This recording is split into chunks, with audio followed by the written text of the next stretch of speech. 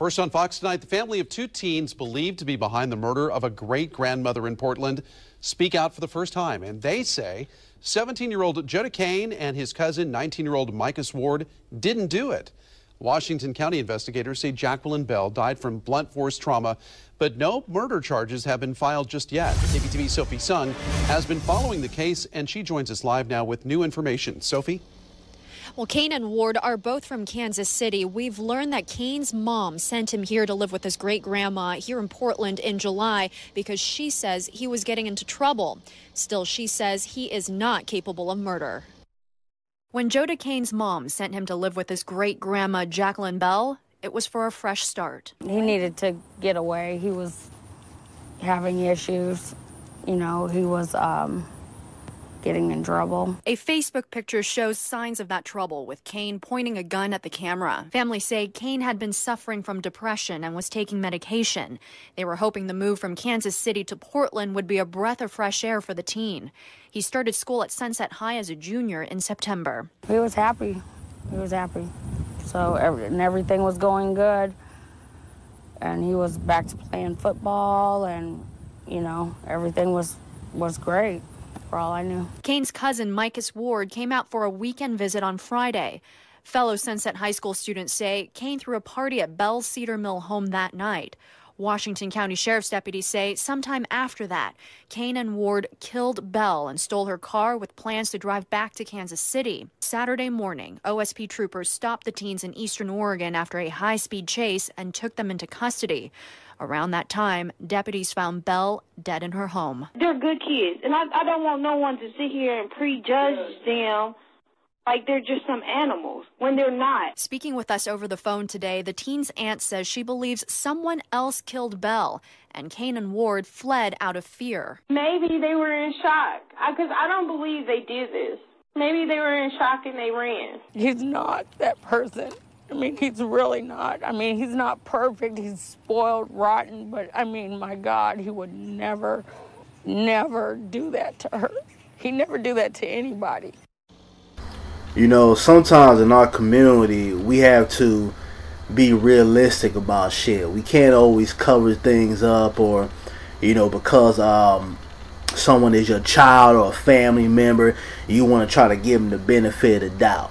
Now, you know, I saw this story. I happened to be looking at the news or whatever, and I saw this story. And, you know, you got the mom on there crying and shit and talking about, oh, they're not that bad. And, you know, he's rotten and he's spoiled, but he wouldn't do anything like that. That's bullshit. Now, you know, I'm not going to jump head first into the case. But let's do the math here. Let's add this shit up. Okay, you got a kid that has a history of getting in trouble, being violent. That's the reason why he was sent out there to his grandmother. Then you got the kid sitting up here taking pictures with a gun in his hand. You got alcohol like some Amsterdam. I'm not mistaken about that. They probably gonna mix that shit with the Hawaiian Punch, because I know how these cats get down with the alcohol and everything. You got them trying to act hard on the picture. Then you have students that said that same day they had a party at the house. So let's do the math here.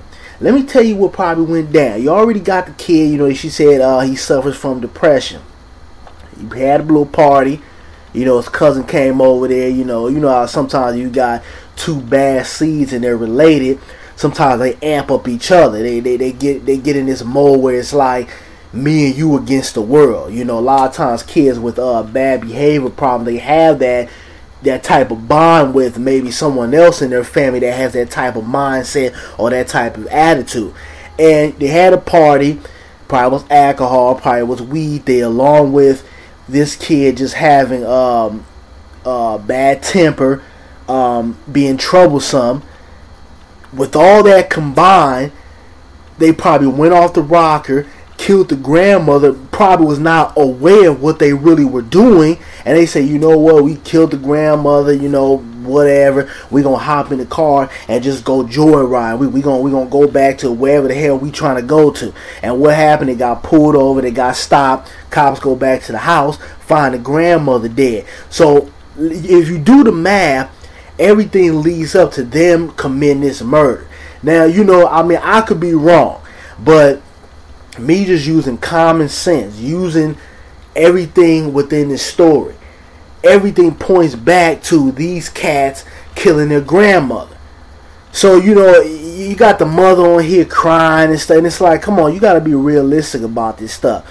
You know, you can't always think that your kids are angels and your kid just wouldn't do anything like this, because with a certain amount of alcohol, a certain amount of narcotics in someone's system, you're bound to do things that you normally wouldn't do on a normal basis.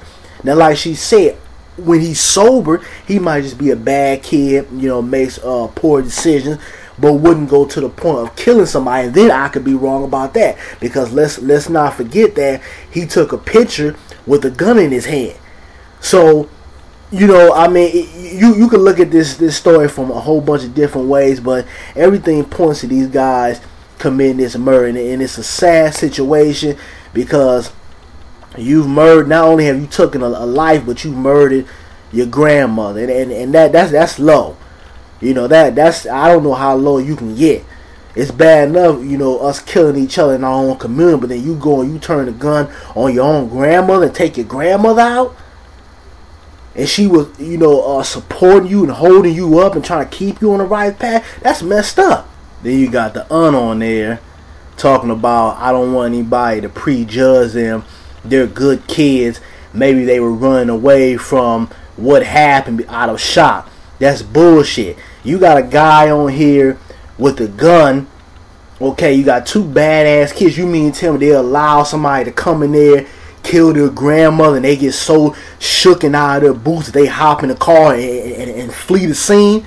Come on now. If anything, even if they were extremely pussy, they would have ran across the street, you know, went to a neighbor's house or something and called the police.